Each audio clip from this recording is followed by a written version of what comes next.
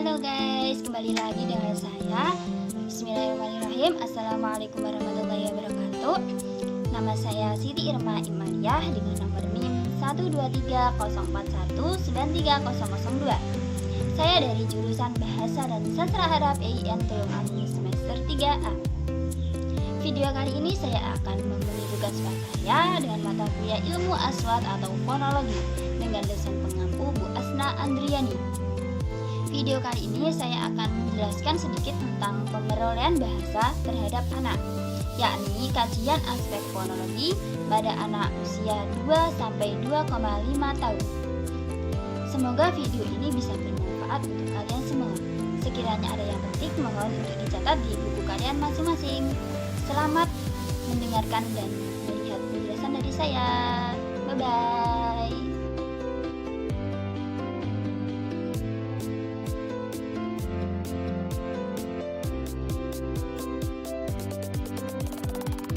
Pemerolehan bahasa termasuk ke dalam ranah psikolinguistik, yaitu ilmu bahasa. Kajian ilmu bahasa mencakup beberapa hal seperti fonologi, morfologi, sintaksis maupun semantik. Tetapi kali ini saya akan terfokus kepada kajian aspek fonologi terhadap pemerolehan bahasa pada anak usia 2-2,5 tahun. Bunyi pertama yang dikuasai oleh anak adalah kontras bunyi vokal dan konsonan.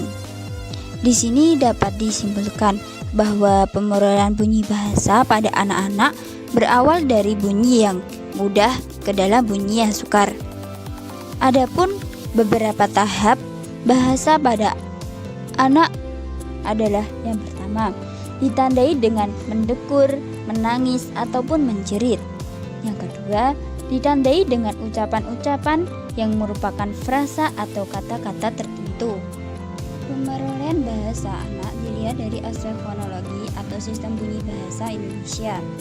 Pemerolehan bahasa pertama merupakan pemerolehan bahasa yang terjadi apabila anak yang belum pernah belajar bahasa apapun sekarang baru mulai belajar bahasa untuk pertama kalinya.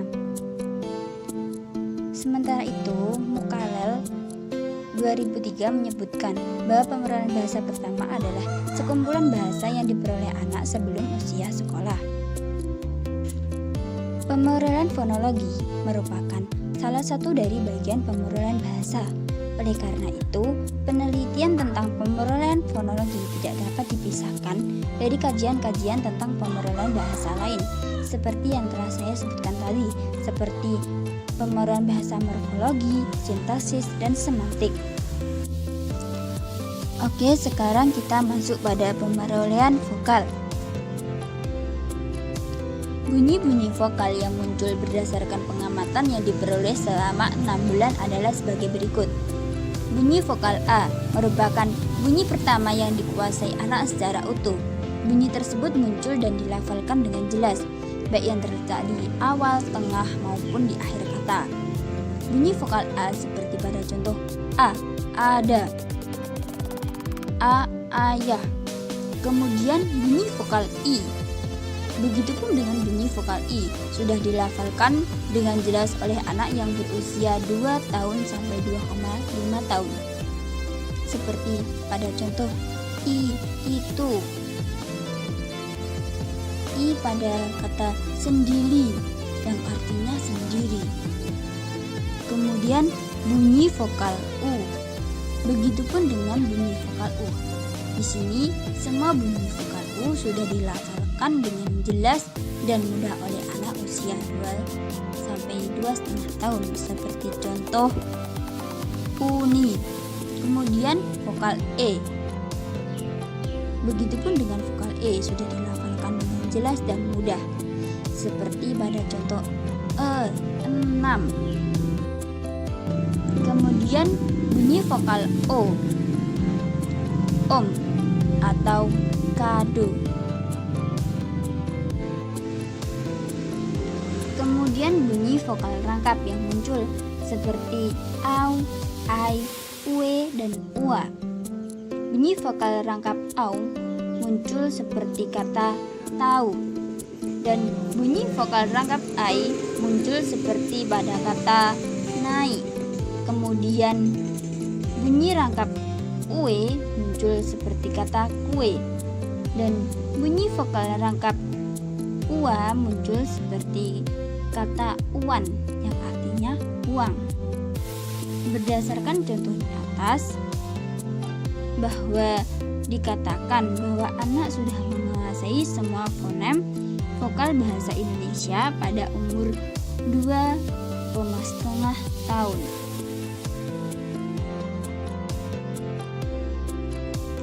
Kemudian kita masuk pada pemeroran konsonan. Pemeroran bunyi konsonan anak pada usia 2 tahun 5 bulan ini tidak semudah dia memahami pemeroran bunyi vokal. Seperti bunyi letupan bilabial atau P dan B dilafalkan dengan jelas dan baik jika terdapat di awal, di tengah maupun di akhir kata. Seperti kata P di awal pergi, di mana yang berarti pergi. Dan B di awal kata, seorang anak mengucapkan kata bunda yang artinya bunda, dan bilu yang artinya biru. Kemudian bunyi nasal bilabial atau M dan lamino alveolar atau N dilafalkan dengan jelas baik yang terdapat di awal, di tengah maupun di akhir kata. Seperti kata M, anak mengucapkan dengan kata mana yang artinya kemana. Ketika di tengah, seperti rumah yang artinya adalah rumah. Kemudian N, seorang anak berkata boneta yang artinya boneka. Kemudian bunyi hampiran bilabial atau W dan lamino palatal atau Y juga dilafalkan dengan jelas, seperti kata W di awal, warna yang artinya adalah warna, dan Y yang berada di tengah seperti contoh ayah yang berarti ayah. Bunyi letupan lamino alveolar atau T dan D dilafalkan dengan baik juga, seperti anak berkata telus yang artinya terus, dan D seperti anak berkata dedek yang artinya juga dedek. Kemudian bunyi letupal darsoveral atau G yang terletak di tengah dilafalkan dengan bunyi lamino alveolar atau D. Tetapi jika bunyi terletak di awal dan di akhir kata dilafalkan dengan baik, seperti ucapan D yang ada di tengah, yaitu seorang anak berkata Om Adus yang artinya adalah Om Agus, di mana kata G terdengar seperti lafaz D. Kemudian G yang berada di awal kata itu terlihat jelas, seperti anak mengucap pada kata gajah yang artinya adalah gajah.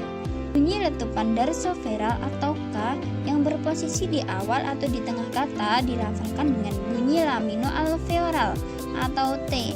Tetapi jika bunyi tersebut terletak di akhir kata dilafalkan dengan K, seperti ucapan T di awal kata temali yang artinya kemari, di mana kata kata K terdengar seperti kata T.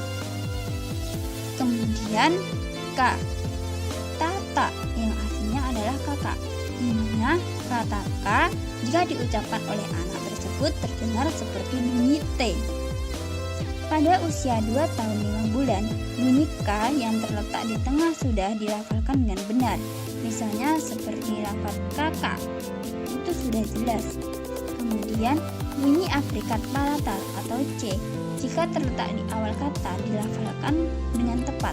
Tetapi jika bunyi tersebut terletak di tengah dilafalkan dengan T, seperti ucapan berikut. T di tengah kata cukup yang artinya adalah cukup. Pasti kalian mendengar bahwa itu adalah bunyi T yang sebenarnya itu adalah bunyi K.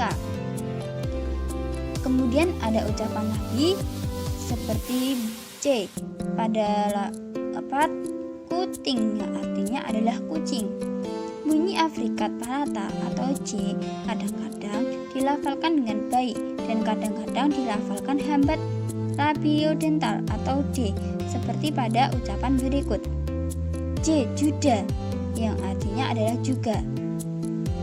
D di sini berarti mempunyai mempunyai arti G, dan D, danan, yang artinya adalah jangan. Bunyi frikatif lamino-alveolar atau S kadang-kadang dilafalkan dengan jelas dan kadang-kadang dilafalkan menjadi hambat labiodental atau T. Dan bunyi frikatif Z dilafalkan dengan C seperti ucapan masih, yang artinya adalah masih, dan ucapan kampus yang artinya adalah kampus. J, jali, yang berarti adalah rojali.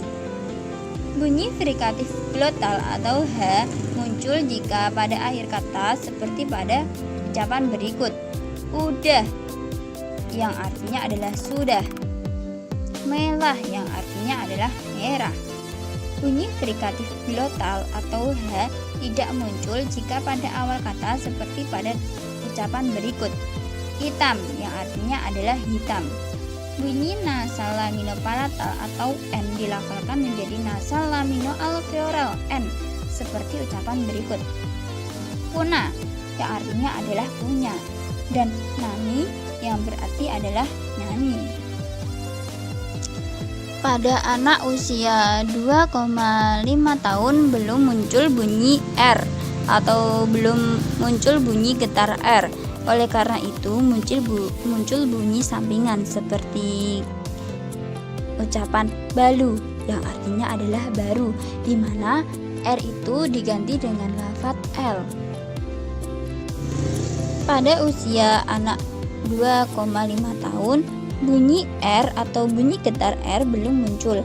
Oleh karena itu muncul bunyi sampingan seperti ucapan balu, yang artinya adalah baru, di mana huruf R digantikan dengan huruf L.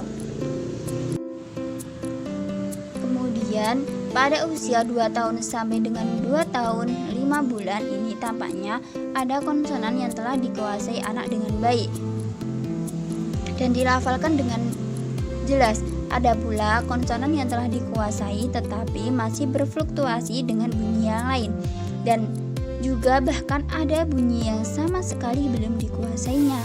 Meskipun demikian, dalam mengucapkan fonem-fonem tertentu, hasil memperlihatkan bahwa anak sering melakukan pola substitusi.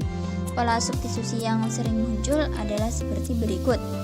Getar menjadi lateral, misalnya ucapan anak rumah, yang artinya adalah rumah. Alveol palatal nasal menjadi dental nasal, seperti ucapan nani, yang artinya adalah nyanyi. Veral hambat berat menjadi bilabial hambat, misalnya pada ucapan badus, yang artinya adalah bagus. Berdasarkan uraian tadi, tampaknya anak sudah menguasai bunyi konsonan seperti P, B, T, D, H, M, N, L, W, Y, K, S, N pada umur 2 tahun 1 bulan. Dan bunyi K, S, N hanya dikuasai anak jika terletak pada akhir kata. Pada usia tersebut, anak belum menguasai bunyi veral hambat ringan atau K jika terletak pada tengah dan akhir kata. Bunyi tersebut baru dikuasai anak setelah berusia 2 tahun 5 bulan. Kemudian, faktor yang mempengaruhi pemerolehan fonologi. Yang pertama yakni belum sempurnanya alat ucap. Yang kedua yakni stimulus dari keluarga atau lingkungan sekitarnya, seperti pelafalan diftong au, ai pada kata kalau, kerbau, dan pakai yang belum muncul dilafalkan anak. Tetapi kebanyakan anak di usia tersebut melafalkan dengan kata kebo, kalau, dan pakai.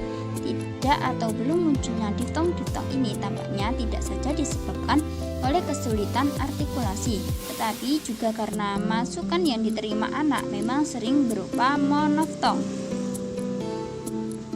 Pemerolehan bahasa anak selain faktor fisik juga ditentukan oleh stimulus dari keluarga dan lingkungan.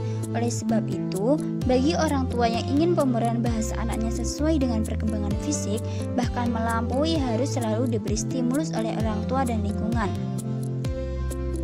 agar pengucapan bunyi-bunyi vokal maupun konsonan dapat diucapkan dengan baik oleh anak pada usia tersebut.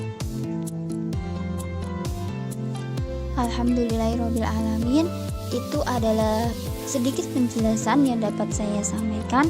Kurang lebihnya saya mohon maaf yang sebesar-besarnya. Saya Siti Irma Imalia pamit undur diri. Wassalamualaikum warahmatullahi wabarakatuh. Sampai jumpa di lain waktu.